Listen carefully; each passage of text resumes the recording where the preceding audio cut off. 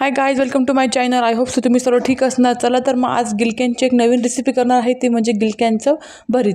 मसाला भरून भाजी किंवा मिरची आणि डाळ टाकून भाजी तर आपण नेहमी करतो. चला तर मग आज मी गिलक्यांचं भरीत दाखवणार आहे. ही गिलके आहे ना, थोडं आमच्या गावाकडून आलेले आहेत म्हणून थोडेसे आणताना थोडेसे पिशवीमध्ये काळे पडले, पण मधून एकदम नरम आहेत ते. आता गावाकडून आलेली एखादी वस्तू असं इथे ते इतकं प्रेमाने पाठवतात आणि आपण असं करायचं नाही, ते तर मला आवडत नाही. म्हणून मग चला मग ते ह्या गिलक्यांचे थोडंसं जे भाग काळा पडला होता ना, मी तो भाग असा काढून घेतलेला आहे. तुम्ही इथं दादा पावशीने किंवा चाकूने असं गोल कापून घ्यायचं आहे. तुम्हाला तुम्हाला वाटेल त्या शेपमध्ये कापून घ्यायचं, पण थोडंसं एवढंच फक्त बारीक कापून घ्यायचं. मी सर्व याला कापून घेतलेलं आहे. नंतर एका बाउलमध्ये काढून घेतलं आणि याला पाणी टाकून याला 5 मिनटं मी असं झाकून ठेवणार आहे, म्हणजे त्याच्यामध्ये जी घाण असते ती पाण्यामध्ये निघून जाईल. आमच्याकडे आहेत ना, यांना गिलके म्हणतात. तुमच्याकडे काय म्हणतात ते मला नक्कीच कमेंट करून सांगा. काहींकडे इथे घोसाळे पण म्हणतात, पण मी घोसाळे तर हे नंतरच ऐकलं, कारण लहानपणापासून तर मी गिलकेच ऐकलं होतं. नंतर मी यांना एका पातेल्यामध्ये टाकून घेतलेलं आहे आणि याच्यामध्ये मी अर्धा ग्लास पाणी टाकून घेतलेलं आहे आणि याला मीडियम गॅसवरती 15 मिनटं आपण याला शिजवून घ्यायचं आहे, म्हणजे एकदम सॉफ्ट करून घ्यायचं आहे. म्हणून मी याला थोडे बारीकच कापले होते की लवकर शिजतील म्हणून.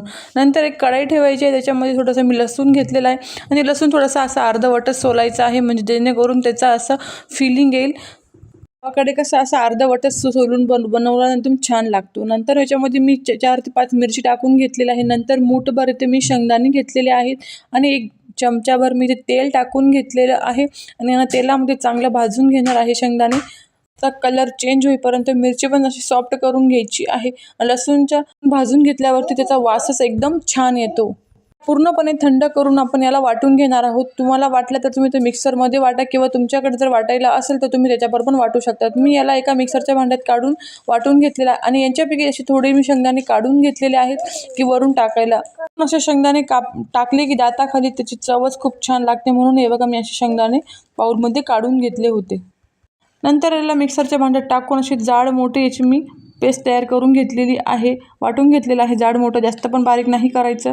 नंतर तोपर्यंत आपले गिलके पण छान असे शिजले होते. हे बघा एकदम सॉफ्ट झाले होते, इझिली हाताने दाबले गेले. थोडे नरम गिलके राहिले ना की लवकर शिजतात, पण जास्त निंबर जर राहिले ना ती लवकर शिजत नाही, म्हणून असे सॉफ्ट गिलकेच घ्यायचे आहे. नंतर यांना मी एका वाटीमध्ये काढून घेतलं, चवीपुरतं मीठ टाकून घेतलं, नंतर वाटून घेतलेला आपल्या मिरचीचा ठिसा टाकून घेतला आणि गिलके थंड झाल्यावरच टाकायचं आहे हे सर्व साहित्य. नंतर यांना पावभाजीचे मॅशर जे असतो ना, आपण त्याच्याने असं मॅश करून घ्यायचं आहे आणि त्याला एकदम अशी स्मूथ पेस्ट तयार करून घ्यायची आहे. त्याला पाणी न टाकता करायचं आहे, कारण त्याला गिलक्यामध्ये आपण जसं त्याला मॅश करतो ना, त्याला पाणी सुटतं. मिक्सरमध्ये वगैरे काही फिरवायचं नाही, नंतर त्याचं पूर्ण पिठलंच होऊन जाईल. मी जेव्हा पहिल्यांदा खाल्लं होतं ना, मला असं विचित्रच वाटलं हे काय असेल, पण जेव्हा खाऊन बघितलं ना तेव्हा खूपच छान लागतं, कारण मी पहिल्यांदा ही भाजी लग्नानंतरच खाल्ली होती. हे बघा मी ते छान असं त्याला मॅश करून घेतलेलं आहे. नंतर परत त्याच पॅनमध्ये मी 1-1.5 चमचा मी ते तेल टाकलेलं आहे आणि तेलामध्ये जिरं चांगलं तडतडून घ्यायचं आहे. म्हणजे मी थोडेसे खोबऱ्याचे बारीक तुकडे घेतलेले आहे, कारण आपण वांग्याच्या भरीतमध्ये खोबरं टाकतोच, म्हणून त्याची टेस्ट छान येते, म्हणून याच्यामध्ये थोडं खोबरं टाकायचं. तुम्हाला नसेल आवडत तर तुम्ही नाही टाकू शकता. नंतर इथे मी कांदे चांगले बारीक चॉप करून घेतलेले आहे. जर तुमच्याकडे कांद्याची पात असेल ना, तर तुम्ही ती वापरा. कांद्याची पात टाकून त्याच्यापेक्षा जास्त सुंदर लागतं कांद्यापेक्षा. नंतर आपण तयार करून घेतलेलं गिलक्याचं मिश्रण टाकायचं आहे. त्याला 7 ते 8 मिनटं मीडियम गॅसवरती छान असं तेलामध्ये फ्राय करून घ्यायचं आहे. तेल कांदा त्याच्यामध्ये चांगला मिक्स झाला पाहिजे. नंतर मी तिथे थोडीशी वरून कोथिंबीर टाकून घेतलेली आहे आणि याला छान असं भाजून घेतलं. गरम गरम भाकरींबरोबर खूपच सुंदर लागतं. मी या भरीतला वरण भाताबरोबर छान असं तोंड लावायला बनवलं होतं. बघा गरम गरम मस्त असं सर्व घरात असं त्याचा वास पसरला आहे. नंतर मी काय छोट्या वाटीत काढून घेतलं. आपण नंतर काढून घेतलेले शेंगदाणे टाकले, थोडासा वरून कांदा टाकला आणि मस्त असं भरीत सर्व केलं.